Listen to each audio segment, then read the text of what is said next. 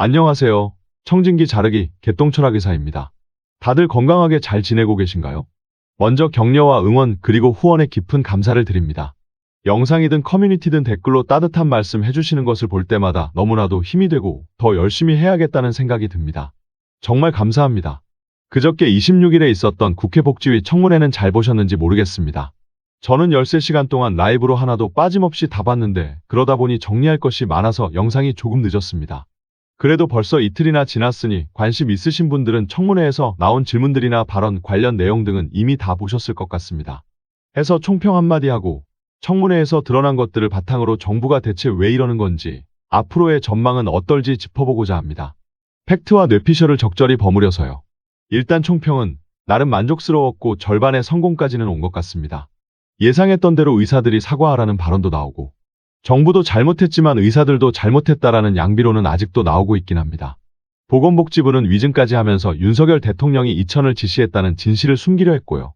또한 전공의 행정처분과 관련된 조규홍과 박민수의 직권남용이 논의되지 않은 것은 좀 아쉬웠습니다. 그럼에도 불구하고 그렇게도 과학적 근거가 있다고 떠들어대던 의대 2,000명 증원이 아무런 과학적 근거도 없었고 교육도 불가능하다는 것이 밝혀졌습니다. 마침내 젊은 의사들의 목소리가 조금은 세상에 울려 퍼진 것 같아서 나름 만족스럽습니다. 그리고 이주영 의원님, 이면택 회장님, 박형욱 부회장님 덕분에 국회 복지위 위원들도 슬슬 깨달은 것 같습니다. 전면 백지화든 원점 제론이든 25년 의대 정원을 건드리지 않으면 사태가 해결될 수 없다는 걸요. 어쩌다가 여기까지 온 건지 모르겠지만 이제라도 감이 온 것 같으니 다행입니다. 그런데 정부는 지금까지 왜 이런 행동을 보인 걸까요? 혹시 주변에 이런 분들 있지 않으십니까? 지적 허세가 심하신 분들이요. 깊게 들어가 보면 아는 것도 없으면서 어디서 어려워 보이고 있어 보이는 개념어 하나 주워듣고 말만 번지르르하게 하면서 자기 주장하시는 분들 말입니다. 이런 분들을 보면 남을 깔아뭉개면서 우월감 느끼려는 것 같아서 좀 같잖고 상종하기가 싫죠. 윤석열 정부와 보건복지부를 그런 지적 허세 심하고 같자는 사람에 대입해보면 딱 맞습니다. 정부와 보건복지부가 의료개혁이랍시고 의대 2,000명 증원과 필수의료 패키지를 추진할 때 가장 즐겨 썼던 단어를 하나만 꼽아보자면 단연코 과학적 근거일 겁니다. 과학적 근거와 보고서가 있고 논문에 기반했고 통계적으로 의사 추계가 어떻고 전문가와 협의했고 그러니 너네는 따라야 하고 어쩌고 저쩌고. 그러나 실상은 과학적 근거는커녕 정책적 근거조차도 없었죠. 그런 태도를 26일 청문회에서 한 장면으로 보여준 사람이 바로 국민의힘 안상훈 의원입니다. 원래는 대통령실 사회수석으로 있으면서 이 의료개혁을 이끌던 야전사령관이었죠. 안상훈 의원은 청문회에서 조규홍과 박민수를 지원 사격하면서 이 그래프를 제시했습니다. 의사들이 말하는 의사유인 수요는 통계적인 근거가 없다면서요. 의사수 증가율과 진료비 증가율 간의 상관 분석을 실시한 결과 피어슨 상관계수가 마이너스 0.03이라고. 의사수와 진료비는 통계적으로 상관이 없고 의사유인 수요는 없다고 하면서 말입니다.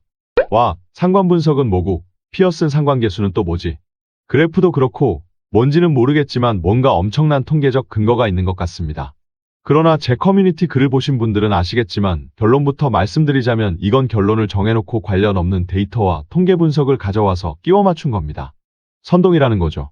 의사 수와 진료비 증가율 데이터 말고 의사 수와 진료비 원래의 데이터를 직접 비교하면 이렇게 연도에 따라 점점 증가하는 경향성을 보이는 분포도가 그려질 겁니다. 각점은 해당 연도의 의사 수와 진료비입니다. 이 분포도에서는 의사수 증가와 진료비 증가 사이에 뭔가 경향성이 보이기 때문에 의사유인 수요가 없다는 주장의 근거로 이걸 제시할 수는 없죠. 하지만 원래의 데이터 말고 증가율 데이터를 비교하면 어떨까요? 안상훈 의원이 보여준 증가율 그래프에서 실제로 수치를 따와서 분포도를 그려보면 이런 식으로 위아래로 퍼져 있는 모양이 나오게 됩니다. 왜일까요? 의사수는 매년 3,000명씩 일정하게 증가하므로 연도별 증가율 수치들이 일정 범위 내에 있지만 진료비는 매년 상황이 달라지니 연도별 증가율 수치도 변동성이 커서 넓은 범위에 분포하기 때문입니다. 이렇게 퍼져 있는 분포를 보이는 데이터는 통계 분석을 해도 서로 관련이 없다고 나오죠. 즉, 의사 수와 진료비 사이에 관련이 없다는 말을 하면서 정작 근거로는 증가율 데이터를 통계 분석한 결과를 내놓고 있는 겁니다. 원래의 데이터와 증가율 데이터는 서로 다른 건데도요. 의사유인 수요는 없다라는 결론을 정해놓고 의사 수와 진료비 사이에 관계가 없기 때문이다라는 근거를 만들기 위해서 의도적으로 원래의 데이터 말고 증가율 데이터를 통계 분석한 결과를 끼워 맞춘 겁니다. 상관 분석, 피어슨 상관계수 같은 통계를 모르면 알아듣기 힘든 있어 보이는 개념어를 곁들여서요. 강선우 의원이 지적했듯이 결론을 정해놓고 그 결론에 뒷받침할 사실이나 근거를 만드는 것은 유사과학조차도 아니고 그냥 조작입니다. 의대 2,000명 증원도 똑같습니다. 박형욱 부회장님께서 지적하셨듯이 한국의 의사 수가 오히려 과잉이 될 거라고 예측한 논문도 있습니다. 의사 수가 부족하다는 주장 자체가 근거가 명확하지 않은 거죠. 또한 박주민 위원장이 잘 짚어줬듯이 비록 의사 수가 부족하다는 주장이 사실이라고 할지라도 KDI 보고서에는 증원 규모를 연간 5% 정도로 제시해놨고 홍현철 교수님과 보사연의 보고서에는 아예 증원 규모가 제시되어 있지도 않습니다. 의사 수가 부족하다는 근거도 명확하지 않은데 의사수 과잉 논문은 그냥 무시해버리고 의사수 부족 논문만 선택적으로 가져와서 결론을 정해놓고는 증원하는 방법론도 그냥 1만 나누기 5에서 연간 2,000명 늘리자고 하는 겁니다. 행시도 통과하시고 경제학도 공부하신 분들이 의대의 증원수를 산출하기 위해 선택한 수리통계학적 방법론이 고작 단순 산수입니까? 스스로 부끄럽지도 않습니까? 과학적 근거라고 주장하고 싶으면 부족한 근거도 늘리는 방법에 대한 근거도 있어야 하는 거 아닙니까? 이건 진단도 처치도 잘못된 겁니다. 이 정부가 보이는 태도가 이렇습니다. 자기가 주장할 결론은 정해놓고 과학적 근거, 논문 보고서, 통계, 전문가 논의 등 뭔가 있어 보이는 단어들을 나열하면서 그게 진짜든 아니든 잘 모르는 사람들에게 정말로 근거가 있구나 하는 생각을 하게 하는 거죠. 그러한 거짓 선동의 활용점정이 바로 안상원 의원의 피어쓴 상관계수였던 겁니다. 보통 이렇게 말만 번지르르 하고 텅 빈 사람은 자기 자신을 드러내고 싶어서 안달난 굉장히 유아적이지만 그래도 투명한 의도인 경우가 많습니다. 그런데 정부와 보건복지부는 악의로 가득 차 있었습니다. 이주영 의원님의 요청으로 박형욱 부회장님께서 잘 말씀해 주셨듯이 보건복지부는 지난 23년 12월 의료현안협의체 회의에서 의대 증원을 처음 언급해놓고 그 자리에서 합의하라고 했습니다. 박형욱 부회장님이 즉각 합의는 할 수 없고 5가지 원칙하에 다시 의논하자고 하니까 입을 싹 씻어버리고 그 뒤로는 논의도 하지 않았죠. 그러다가 갑자기 위에서 하달된 2,000명을 질러서 의사들의 뒤통수를 쳐버린 겁니다. 그래놓고 의사들의 불통 때문에 협의를 못한 거라니 이게 순수한 악의가 아니면 뭐겠습니까? 심지어 그 악의를 감추기 위해 위증죄를 감수해가면서까지 거짓말을 하고 있습니다. 박민수 전병왕은 여러 숫자와 방안을 논의했다고 하는데 조규홍은 처음부터 2,000명이었고 다른 안은 검토된 적도 없다고 했죠. 이주영 의원님께서 2,000명이 명시된 최초 보고서를 내라고 딱 한 장만 내면 된다고 했을 때 조규홍의 눈은 미친 듯이 깜박거렸습니다. 이거 빨리 감기 아닙니다. 미친 듯한 불안감과 중압감 속에서 머리를 굴리고 있는 장면입니다. 이주영 의원님께서 질의한 시점은 이미 조규홍이 외압은 없었고 내가 2,000명 결정했다라고 말한 시점 이후입니다. 만약 2,000명이 명시된 최초 보고서가 강서구청장 보궐선거 이후에 작성된 것이 사실이라면 외압이 없었다는 본인 주장과 증거가 충돌하지 않기 위해서는 보고서는 10월 이후에 작성되었지만 논의는 애초부터 2,000명이었다라는 말도 안 되는 주장을 할 수밖에 없었던 겁니다. 바보가 아닌 이상 전병왕, 박민수, 조규홍이 사전에 말을 맞추지 않았을 리가 없습니다. 외압은 없었고 2,000명은 보건복지부 내부에서 논의된 숫자라고요. 하지만 이주영 의원님의 질의를 기점으로 박민수, 전병왕과 조규홍의 증언이 갈리기 시작한 겁니다. 결국 이 질의를 통해서 조규홍의 위증을 이끌어냈고 박민수와 전병왕의 증언으로 다시 그 위증을 깨부술 수 있었던 거죠. 외압은 없었고 처음부터 2,000명이었다라는 주장에서 처음부터 2,000명이었다는 부분이 깨지면 외압은 없었고 부분도 깨지는 거죠. 이주영 의원님이 2,000명이 명시된 최초의 보고서를 요구한 이 질의가 바로 이번 청문회의 하이라이트인 겁니다. 역시 이주영 의원님. 이 네 가지를 종합하면 다음과 같은 시나리오가 완성됩니다.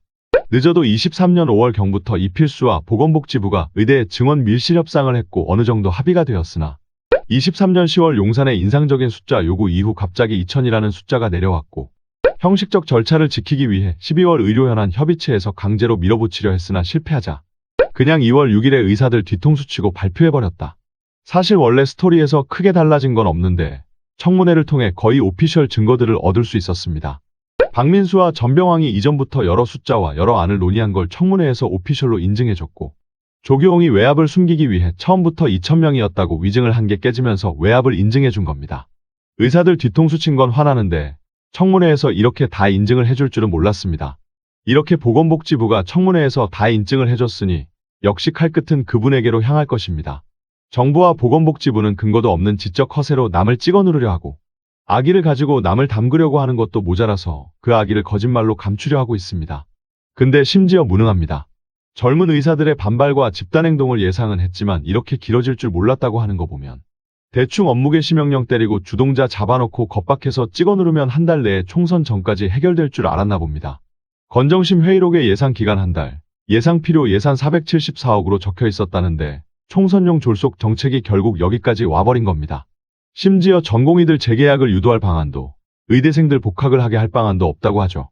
지금까지 474억 원의 50배가 넘는 1조 원이라는 건 뭐 재정과 예비비를 써놓고도 앞으로 얼마가 더 들어갈지 추정도 못 해봤다고 합니다.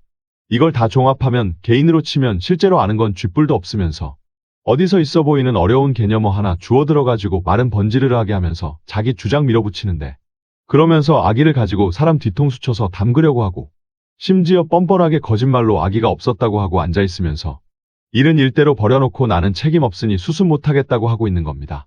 와, 아니 어떻게 이런 완벽한 패급 인간이 있을 수가 있습니까? 주변에 이런 완전체가 있으면 대응하는 방법은 딱 두 가지 같습니다. 무시하든가 아니면 팩트로 조곤조곤 후드려 패서 다시는 이런 짓 못하게 하는 거죠. 지금 우리는 전공의와 의대생의 무시, 의협과 교수님들, 정치권의 팩트폭력으로 투트랙으로 잘 가고 있다고 봅니다. 이전 영상에서 제가 최상병 사건과 의료농단 사건이 구조적으로 같다고 말씀드렸는데 청문회에서도 비슷하게 생각하는 의원분들이 있었습니다. 정말 화가 나는 것은 둘 다 누군가의 경로 이후 일이 꼬이면서 그 사람의 책임 회피를 위해 희생양을 만들어냈다는 겁니다.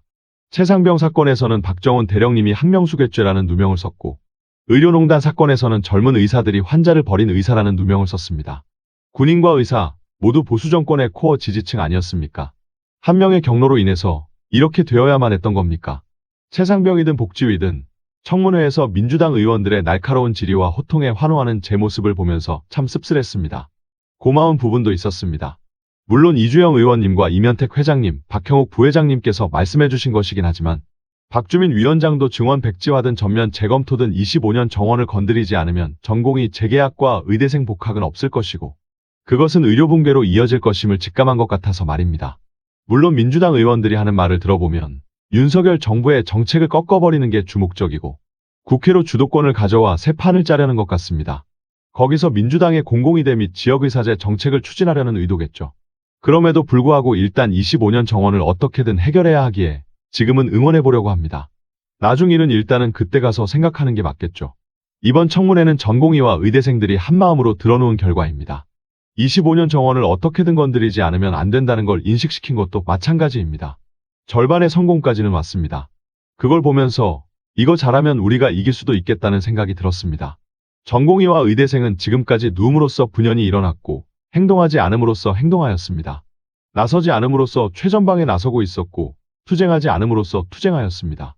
최후의 최후까지 함께 갑시다. 오늘도 영상 시청해주셔서 감사합니다. 더 많은 제 뇌피셜과 개똥 철학을 듣고 싶으시면 구독과 좋아요 부탁드립니다. 감사합니다.